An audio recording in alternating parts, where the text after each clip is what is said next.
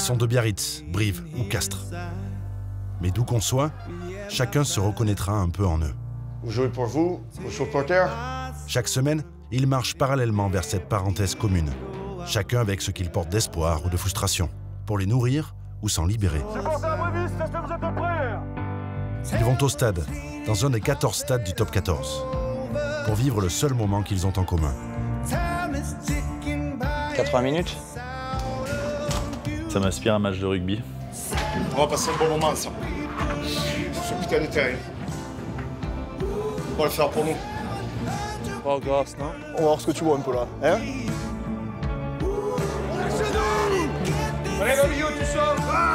Ils sont rugbymen professionnels, dirigeants ou supporters. Ils vivent pour ces instants, ils vivent avec, puis ils attendent les suivants. Il y a eu probablement, durant 80 minutes, une forme d'adrénaline qu'on éprouve ou qu'on ne ressent pas tous les jours dans sa vie quotidienne. Pourquoi les gens vont-ils au stade? Parce qu'il s'y passe bien plus qu'un match de rugby. Il y a tout. La joie, la tristesse, l'accomplissement, la victoire, la défaite, la naissance, la mort. Et parce que tout ce qu'ils vivent en dehors le reste du temps les conduit là, inexorablement.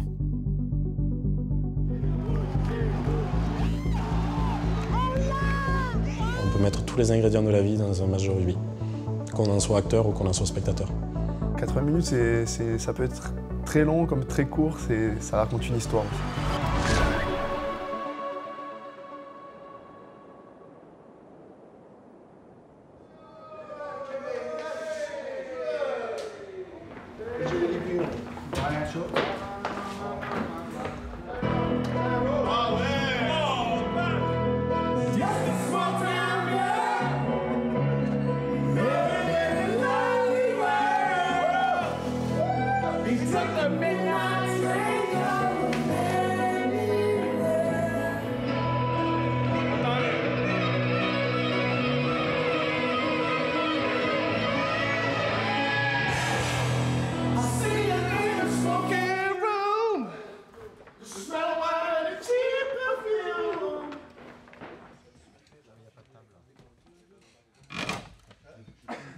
Les 2 derniers déplacements, donc c'est 92 points encaissés. Donc le réengagement dans la semaine, bien sûr, il est vital. Et ensuite, je pense qu'on n'est jamais bon dans la position où on est. On a fait un match de merde à Brive, là on marchait le dernier. On a eux là, pendant 3 jours. On a le SCAR demain, Midi Olympique. C'est bien pour toi, mais je pense que c'était pas la bonne semaine. On a des trucs qui vont nous parasiter, et ça va être compliqué. Ça va être compliqué. Donc c'est vrai que vous, les premiers, les leaders, vous allez être des acteurs majeurs vraiment de la semaine. Parce que autant j'ai confiance en certains joueurs sur l'implication et la compréhension d'où on va et ce qu'on a joué là-bas, autant il y en a d'autres qui peuvent s'éparpiller. Donc ceux-là, il va falloir vite les rassembler. Hein? Allez, tout à l'heure.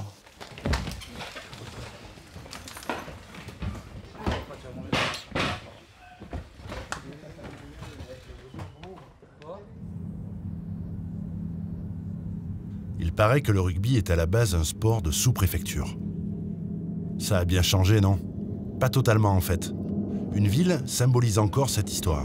Castres, seule sous-préfecture du Tarn, 45 000 habitants.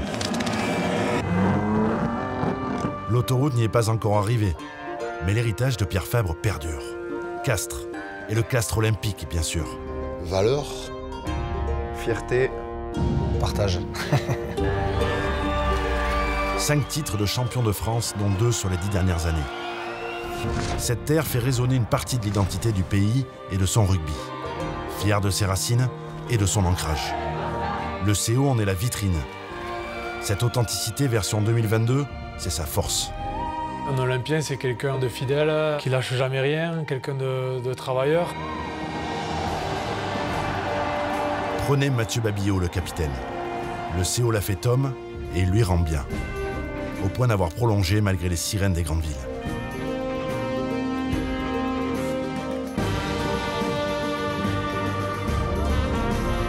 La ville, elle vit quasiment pour le CO, quoi. Les mecs, ils se saignent pour venir au match, pour avoir leurs abonnements. Ils ont le sang bleu et blanc, quoi. Le Castres olympique, c'est tout, quoi.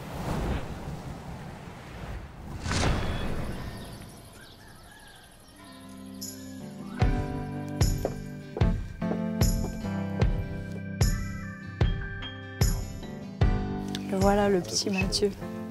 Cette bouille. C'était décontracté le garçon déjà. Tranquille.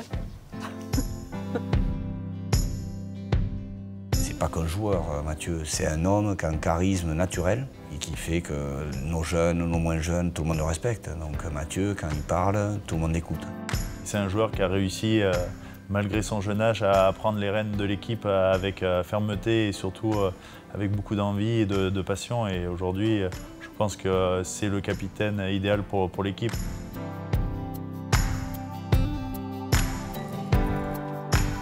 Je me suis retrouvée toute seule avec les enfants, à les élever tous les trois, donc à galérer. C'était difficile financièrement, faut pas se le cacher. Mais ça nous a vraiment soudés, quoi. On s'est vraiment ralliés autour de Mathieu. C'est un bel exemple, quoi. Il lâche rien. Donc c'était quand même quelque part le papa, quoi. Voilà. Et puis petit à petit, il s'est imposé comme ça, quoi. C'est ouais, c'est le papa, c'est le référent de la famille. Ouais, je suis fière de lui, quoi.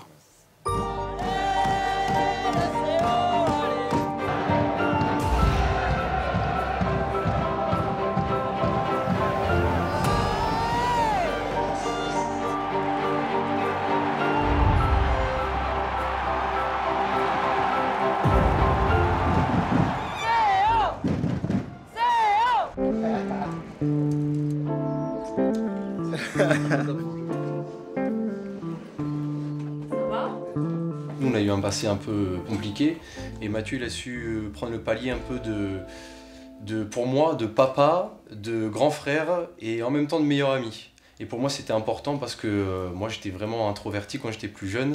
Grâce à lui, j'ai pu un peu m'ouvrir au monde un petit peu, voilà. Et j'ai pu grandir avec un grand frère qui était présent et qui a joué son rôle à 100%, même avec le rugby. Il reflète bien ce qu'il donne sur le terrain, il le reflète même dans sa vie privée. Il triche pas, quoi. Voilà. Il triche pas, il a un cœur, il a été notre pilier. Il a toujours été là pour son petit frère, sa petite sœur, un papa, un grand frère, un soutien. Pour moi, c'est normal, hein. Je sais pas comment lui dire, c'est... Je sais pas, j'apporte ce que j'essaye de... ce que je peux, quoi. On m'a... je sais pas, on a des parcours qui sont un peu... pas faciles.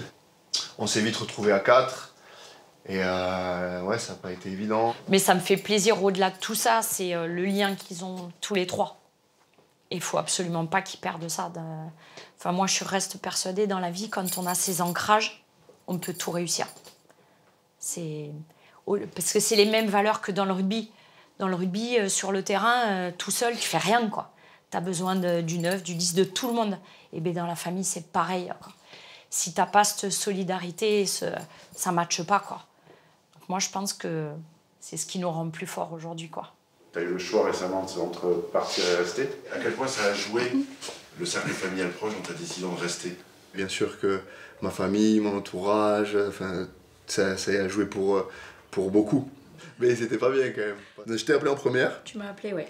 Pour te dire que je restais, et après j'ai appelé mon frère et ma soeur. Non, d'abord, tu m'as fait croire que tu partais. Ouais, et j'aurais fait Horrible. les trois, j'aurais fait le truc, je pars. Ah, j'étais en pleurs au téléphone. Là, il y a eu des larmes, les trois larmes. Je me dis, mais ça va, même si je partais, enfin, c'était pas là.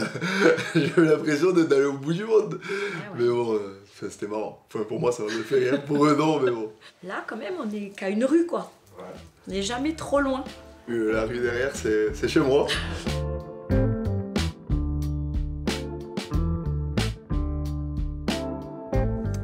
Ah ben le CO, on est lié au CO, ouais, donc nous, on est très férus de rugby. Donc on va se régaler, aller voir jouer et viennent se régaler dans le restaurant.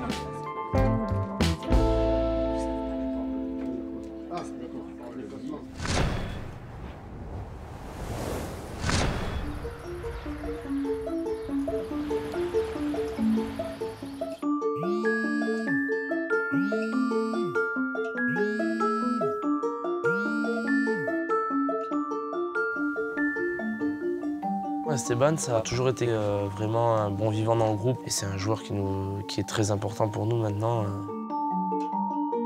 Après, voilà, il est sorti d'une grosse blessure.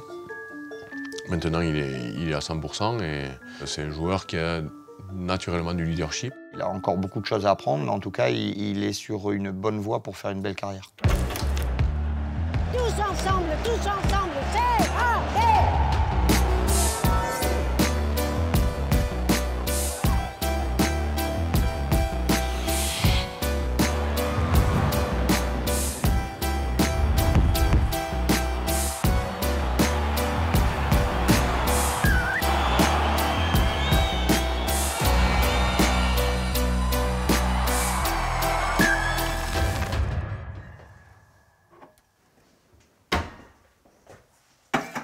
L'année dernière à Lyon, après un gros plaquage, j'ai senti une douleur au cervical. Ça m'a fracturé la vertèbre et je me suis fait opérer la semaine qui suivait. Et le chirurgien a dit que, voilà, qu'à quelques millimètres près, j'aurais pu finir dans un fauteuil roulant. Donc, sur le moment, je me suis demandé si ça valait le coup de mettre ma santé en danger pour un sport, même si voilà, c'est ma passion et c'est ce que j'aime faire au quotidien. Et au final, voilà, mois après mois, tout est rentré dans l'ordre, mais c'est sûr que ça fait réfléchir. Ouais. C'est quoi qu'on voit derrière là, le petit bouclier là? Ça, c'est le petit bouclier de Brennus que mon papa a gagné, voilà, que j'ai perdu il y a 6 ans maintenant.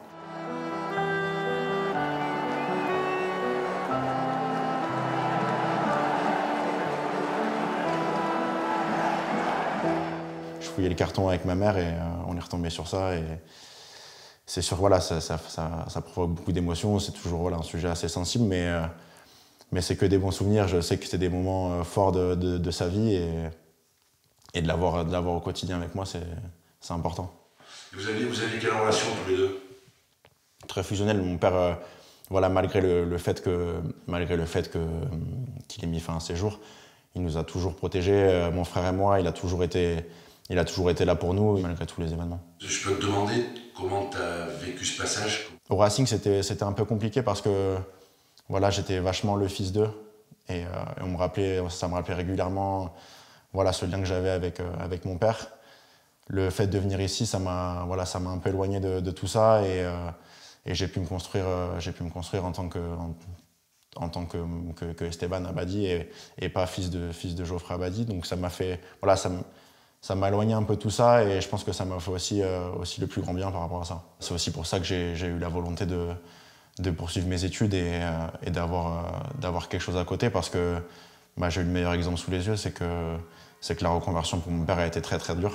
Il n'a pas réussi à passer à autre chose parce que voilà, comme tu dis, c'était le début du monde professionnel, c'est très dur et du jour au lendemain tu passes de la lumière à une personne lambda. Donc c'est pour ça que j'ai eu la volonté de poursuivre mes études, d'avoir d'autres centres d'intérêt et pouvoir aussi avoir un double projet, un diplôme, donc un master là que j'ai eu récemment.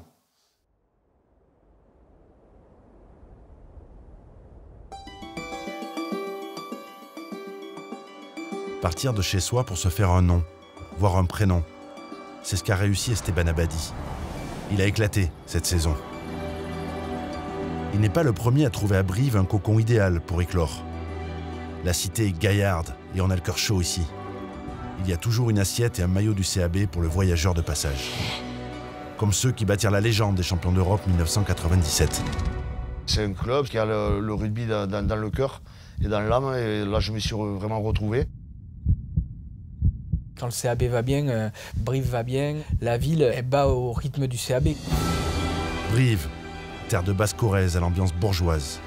Sa mique, son petit salé, ses chênes truffiers, son marché, son boulevard, sa guerle.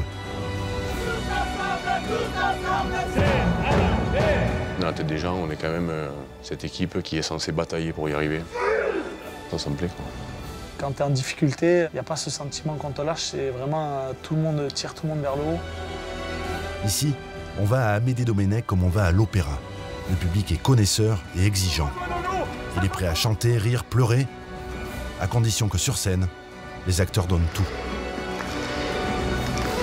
Ce que le club m'a donné, j'ai envie de le rendre aussi.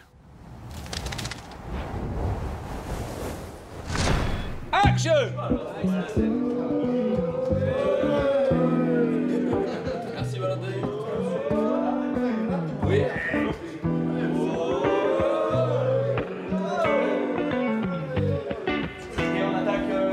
rapidement, avant que vous partiez en vidéo séparée, pour l'entraînement d'aujourd'hui, on va attaquer en collectif ici pendant 9 minutes. Derrière, on se sépare, on revient en collectif, on se resépare et on finit par des lancements boucliers plus genoux. Voilà, entraînement assez rythmé où il faudra bien rester concentré. Vous serez chaud, vous descendrez des tribunes. Les deux équipes, ça tournera à l'intérieur. C'est bon? Allez.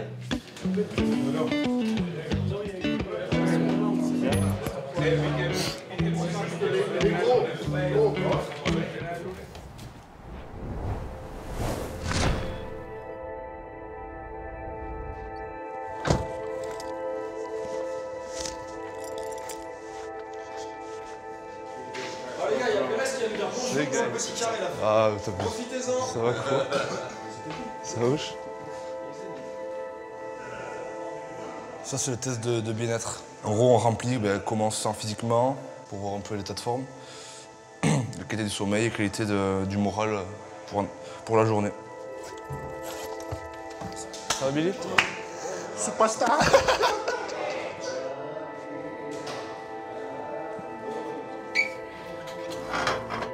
Le contexte est particulier. Franchement, je ne l'ai jamais vécu. D'arriver en fin de saison sans du long jeu, c'est la première fois en tant que joueur et surtout entraîneur.